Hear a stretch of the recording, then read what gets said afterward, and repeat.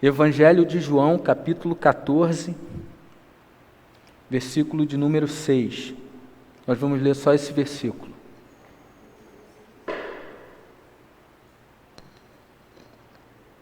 João, capítulo 14. Todo mundo achou?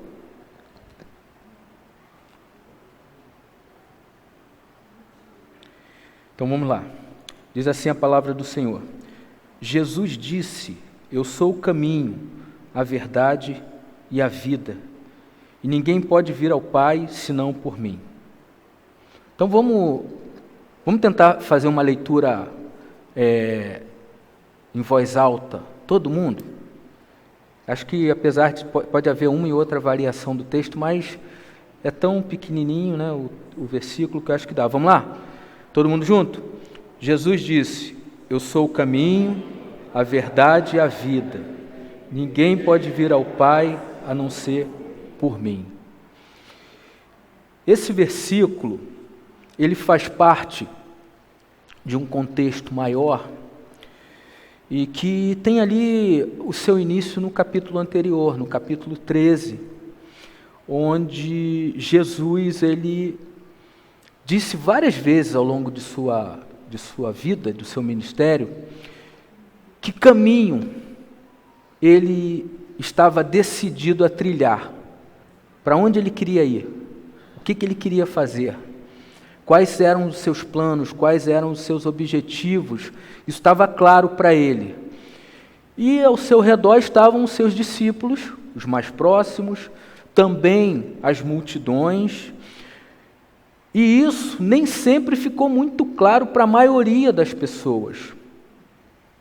E quando isso, em alguma medida, ficava um pouquinho mais, alguém compreendia com um pouquinho mais de clareza, ele se sentia desconfortável, porque o tempo todo Jesus está dizendo: eu tenho uma missão, eu tenho um caminho a seguir, eu tenho o objetivo de fazer a vontade do Pai, e como parte disso, fazer a vontade do Pai significava caminhar na direção da cruz. Fazer aquilo que estava dentro dos planos eternos de Deus significava caminhar na direção da morte. Então vocês vão se lembrar aí que em vários momentos Jesus vai mencionar que, como parte do plano bem-sucedido de Deus, isso era inevitável. Isso era inevitável. Ele vai dizer: olha, vai chegar um momento em que o Filho do Homem, ele vai ser ridicularizado, ele vai apanhar, e ele vai ser colocado ali entre os malfeitores, ele vai morrer. Vocês lembram de alguém que certa vez, ao ouvir isso, o que foi que ele disse? Alguém tem um exemplo de um discípulo que ouviu isso, não compreendeu nada? O que Pedro falou? Isso nunca vai acontecer, Senhor. No que depender de mim, estou contigo. Senhor, eu sou teu fechamento. Isso não vai acontecer no que depender de mim. Isso é coisa que discípulo faz. Discípulo adora falar uma besteira, sabe? Não entende muito bem as coisas, mas ele está nesse processo de aprendizado. Mas voltando aqui para esse versículo, um pouquinho antes, durante o momento em que Jesus está com seus discípulos no cenáculo, para participar da ceia, ele vai dizer: olha, por exemplo, um de vocês vai me trair.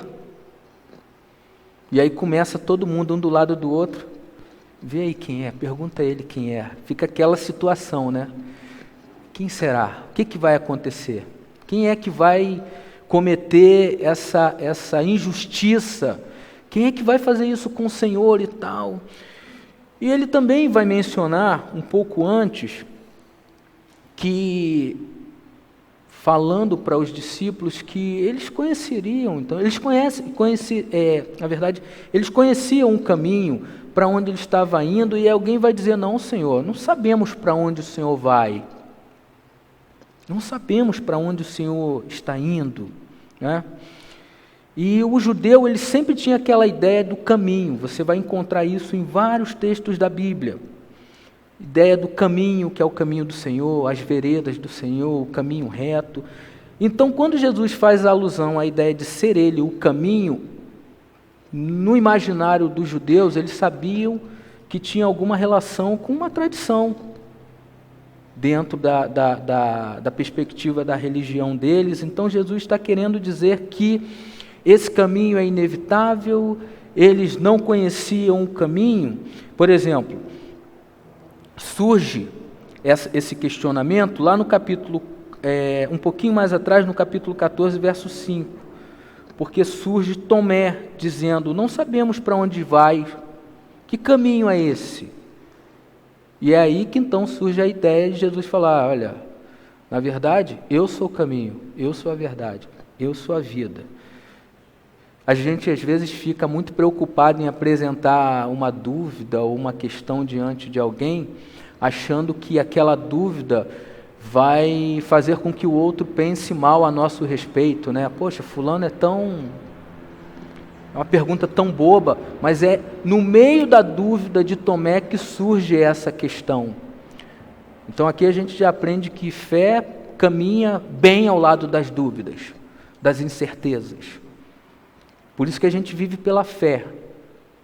Porque diante das incertezas, e incertezas essas nossas, a gente precisa ficar com aquilo que é absoluto. Deus, a sua palavra bendita, e com o caminho que é Jesus. Então, essa pergunta que surge um pouco mais atrás no capítulo 14, verso 5, é resultado da angústia deles. Traição? Vai morrer? Do que ele está falando? Onde é que ele quer chegar com essa história? E então Jesus vai dizer: olha, vocês precisam entender o que significa esse caminho do qual eu falo. E mais do que isso, vocês precisam entender quem é o caminho. Então, com as palavras aqui de Jesus que nós acabamos de ler, no versículo de número 6, eu sou o caminho, a verdade e a vida, ninguém pode vir ao Pai a não ser por mim. Jesus está definindo aqui algumas coisas que faríamos bem se a gente tentasse compreender, mesmo com nossas dúvidas, mesmo com os nossos questionamentos, e tentar colocar isso em prática. Jesus está aqui dizendo o seguinte: esse caminho que vocês parecem não conseguir compreender, não sabem do que se trata, sou eu o caminho a ser percorrido, sou eu o caminho a ser trilhado, sou eu o caminho em que vocês têm que colocar o pé e não mais tirar os pés desse caminho. Sou eu. Toda vez que a gente pensa em caminho, o que te vem à mente? Fulano tem que trilhar determinado caminho, ou fulano tem que sair daqui para determinado lugar. Caminho tem a ver com percurso, caminho tem a ver com itinerário, caminho tem a ver com deslocamento. Você hoje fez um caminho. Alguns, para chegar aqui, fazem um caminho mais curto. Eu, por exemplo, faço um caminho mais curto entre vocês. Estou bem aqui do lado. Outros vêm de mais longe. Outros ficam na metade do caminho do outro, mas todo mundo faz um percurso. Todo mundo faz um caminho, fez um caminho para chegar aqui. Mas o que Jesus está falando aqui é que esse caminho, ele é existencial. Esse caminho é uma pessoa. Esse caminho tem a ver com relacionamento. Esse caminho, para ser trilhado, ele é um caminho que é trilhado na base do abraço, do contato, da vivência. Jesus está dizendo: eu sou o caminho. Ao mesmo tempo que ele é o caminho, ele caminha com a gente, nos ajuda a percorrer esse caminho. Então, isso define o que é o discipulado. Por exemplo, hoje nós vamos participar, eu estou tentando aqui, toda vez que é o primeiro domingo do mês que nós temos a ceia, relacionar algum texto com aquilo que a gente vai fazer. Para que você chegue à mesa do Senhor, para que você tenha a oportunidade de comer pão e beber vinho na mesa do Rei, Esse caminho precisa ser trilhado. Esse contato com Jesus precisa acontecer. Eu posso comer o pão e beber o vinho de outra forma? Pode, mas vai ser só apenas comer um pedaço de pão e beber um cálice de vinho. Como eu disse outro dia numa conversa com alguns amigos, falei, tem uma diferença enorme entre ser cristão e ser discípulo. Nós podemos morrer como cristãos, seguir uma jornada cristã, morrer velhinho dizendo eu sou cristão, e não necessariamente você aprendeu a ser discípulo. Por quê? O discipulado passa pela ideia de percorrer o caminho que é Jesus, de caminhar com Jesus. E, novamente, para os judeus, essa ideia de caminho estava muito presente. Por exemplo, Isaías, capítulo 30, 21, ele vai dizer assim, os teus ouvidos ouvirão atrás de ti uma palavra dizendo, este é o caminho, andai por ele. Moisés, em Deuteronômio, capítulo 5, versículos de 32 a 33, vai dizer, cuidades para fazerdes o que vos mandou o Senhor vosso Deus, não se desvie nem para a direita nem para a esquerda, andareis em todo o caminho que o Senhor mandar.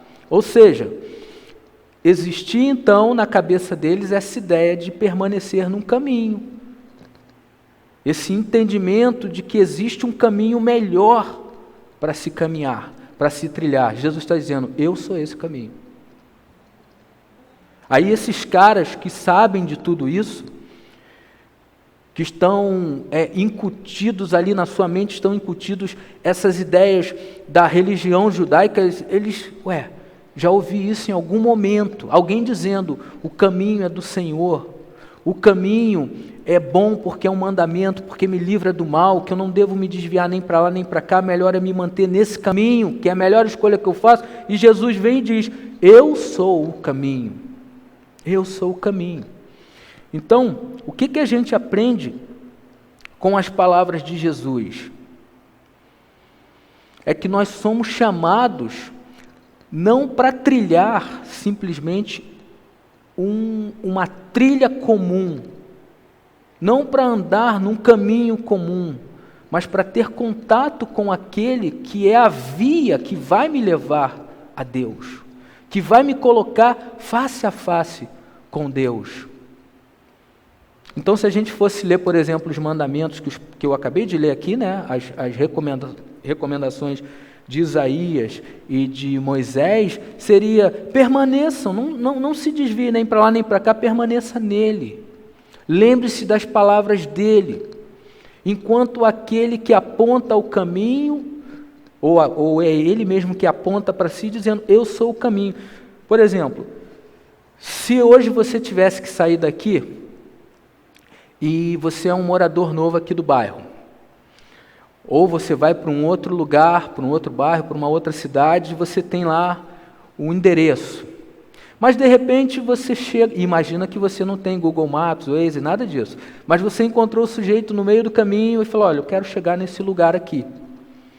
Aí o cara diz, olha, para você chegar nesse lugar, você vai pegar a primeira rua, aqui à direita, depois você vai descer essa rua inteira aqui, à primeira direita, vai chegar numa praça, chegando nessa praça, você cruza essa praça, do outro lado tem uma outra praça, você então vai pegar a primeira rua à esquerda, depois você vai ver aquela padaria,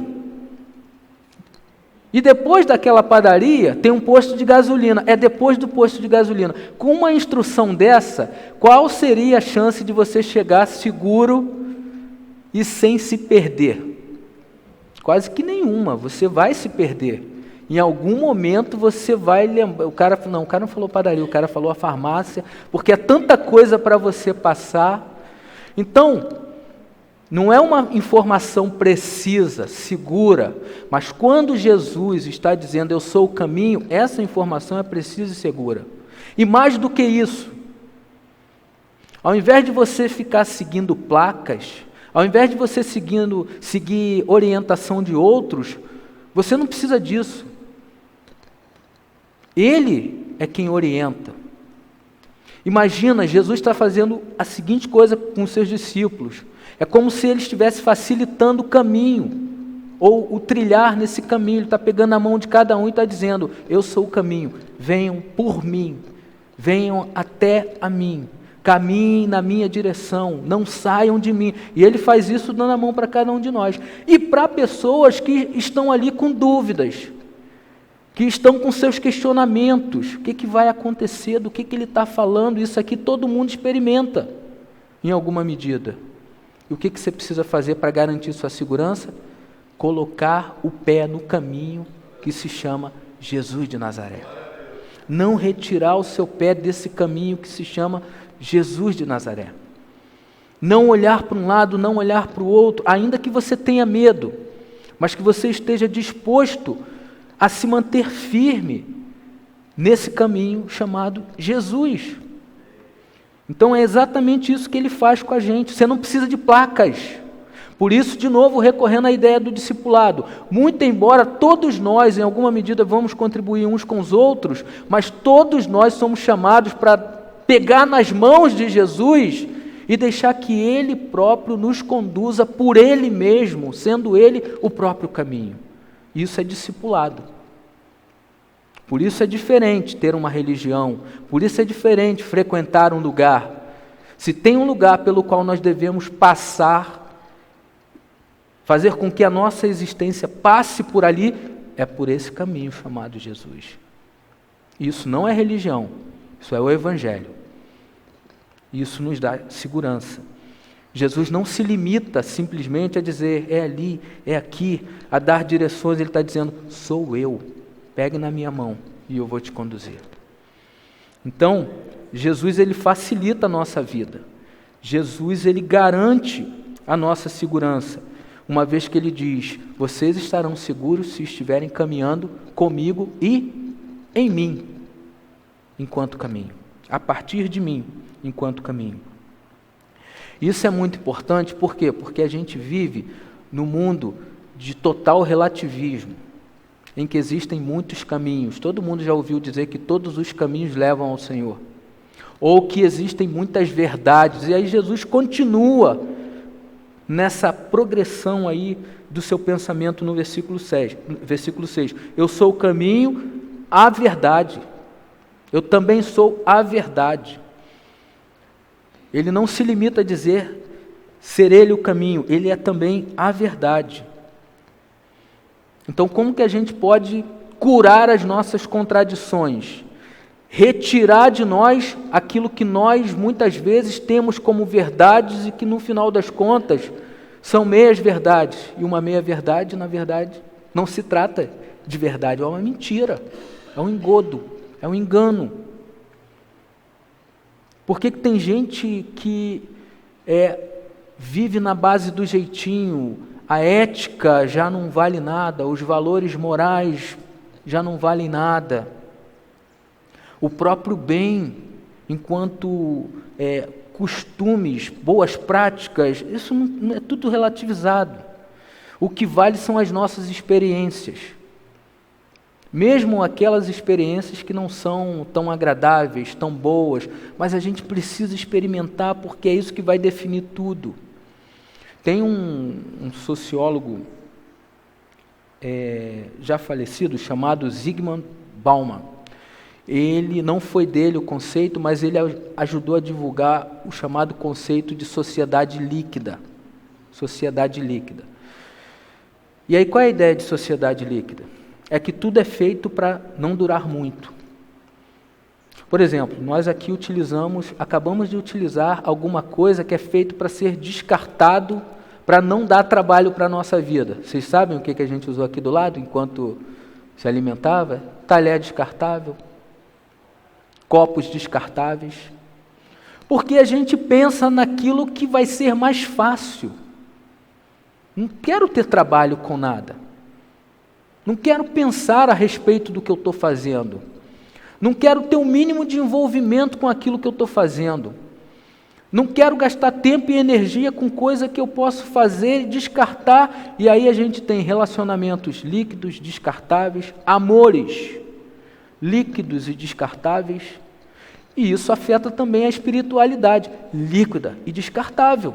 Então Jesus está dizendo, eu sou o caminho e a verdade, de maneira que nós, uma vez que tomamos conhecimento disso, essa verdade, ela não pode ser descartada da nossa vida, não pode ser experimentada como qualquer coisa, ela é absoluta. Ainda que se diga que existem muitos caminhos, ou muitas verdades, absolutamente a gente precisa confiar, assimilar, viver a partir do que Jesus está dizendo, eu sou a verdade.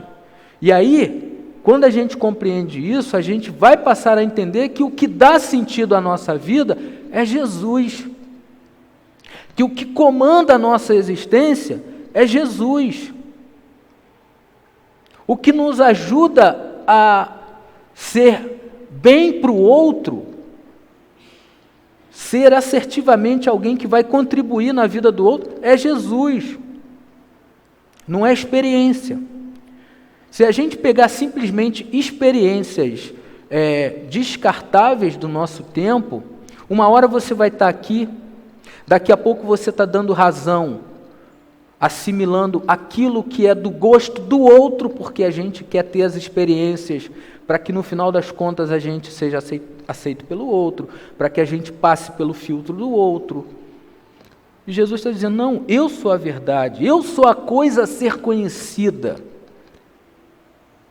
Eu sou o sentido da vida. E essa verdade, então, precisa ser experimentada. Então, entende que é por isso que você precisa se esforçar em você mesmo ter a sua experiência com Jesus e não terceirizar isso, e não delegar isso a outros. Porque você pode ouvir falar a respeito da verdade, mas se você não abraçar a verdade, você não sente. Se você não mergulhar na verdade, você não a tem. Você fica aí com aquilo que o outro está dizendo. E por mais que o outro tenha boa vontade, deseje cooperar com você, ninguém é capaz de revelar essa verdade com absoluta clareza, a não ser Jesus, somente Jesus. Então o contato com Jesus é necessário. Você não precisa delegar ao outro a sua vida, a vida cristã, que você chama de vida cristã. Estou nas tuas mãos, faça isso por mim. Em alguma medida nós vamos fazer, orar uns pelos outros, socorrer uns aos outros. Mas por causa dessa verdade, gente que não conhece a verdade vai ter dificuldade para socorrer, vai ter dificuldade para ensinar, vai ter dificuldade para aconselhar, vai ter dificuldade para abençoar, porque a verdade que diz respeito à vida dele, o cara se sente simplesmente alguém a ser suprido. Alguém vai fazer por mim, alguém virá na minha direção, alguém vai estender a minha mão. Embora tudo isso tenha valor, em alguma medida vai acontecer, mas você precisa também da verdade, porque você também é chamado para ser tudo isso na vida do outro. Então Jesus está dizendo, você precisa me experimentar. A verdade precisa ser experimentada. Você já viu algum professor, acabamos de conversar aqui, um pouco mais cedo ali, ao redor da mesa, estávamos conversando ali sobre alguém que era boa no que fazia, uma professora, né? E que ela conseguia transmitir o seu conhecimento, só que numa condição anormal. Para fazer isso, ela precisava estar entorpecida, no caso, alcoolizada. Ninguém notava que ela estava naquele grau, ou no grau, por assim dizer. Ninguém notava, porque, na verdade, o que interessava ali, no final, era a experiência do conteúdo que ela passava. Mas ela descobriu que aquilo, até determinado ponto, ela conseguia fazer e tal, leva aquilo à frente, mas ela estava vivendo a partir de um equívoco, porque ela já não conseguia ser quem ela deveria ser, a não ser que estivesse alcoolizada. Então, que verdade é essa? Que experiência é essa? Que sequestra você, o teu ser de você mesmo. Então Jesus está dizendo, uma vez que você me experimenta, você passa a entender o que é verdade e o que é ser humano de verdade. O que é a vida de verdade? Quais são os valores que vão pautar essa vida na verdade? Porque ela não é relativa, ela é absoluta. Quem está falando é aquele que criou, a partir de quem todas as coisas foram feitas. Então está dizendo, vocês precisam andar no caminho e me ter como verdade, me experimentar como verdade. Isso é coisa para todo dia. Então, em tempos de muitas vozes aí sussurrando em nossos ouvidos, aplique o Evangelho em sua vida como sendo um filtro absoluto, para que você não seja seduzido por qualquer história, para que você não seja seduzido e caia em qualquer engodo. Nós somos alertados que haveria tempo em que os homens gostariam de ouvir qualquer disse-me-disse, qualquer coisa que fosse bom, suave, gostoso para os seus ouvidos, mas não necessariamente aquilo era a coisa a ser, ou é a coisa a ser escutada, ou dar ouvido a isso, vai te levar ao lugar que você realmente deve experimentar enquanto ser humano. Só Jesus vai fazer isso, apenas Jesus, e essa verdade então precisa ser tomada para que a nossa vida seja moldada a partir dela. E aí ele continua na sua progressão aí do seu pensamento. Eu sou o caminho, a verdade e a vida. Quando se caminha nele, enquanto caminho, quando se experimenta ele como verdade, a consequência disso é que a referência de vida não é a vida do outro, não é a vida de alguém, não é a sua própria vida. O que vai definir o significado de vida para cada um de nós é a vida dele. É a vida de Jesus. Eu sou a verdade, eu sou o caminho, a verdade e a vida. Quem está falando isso é aquele que venceu a morte.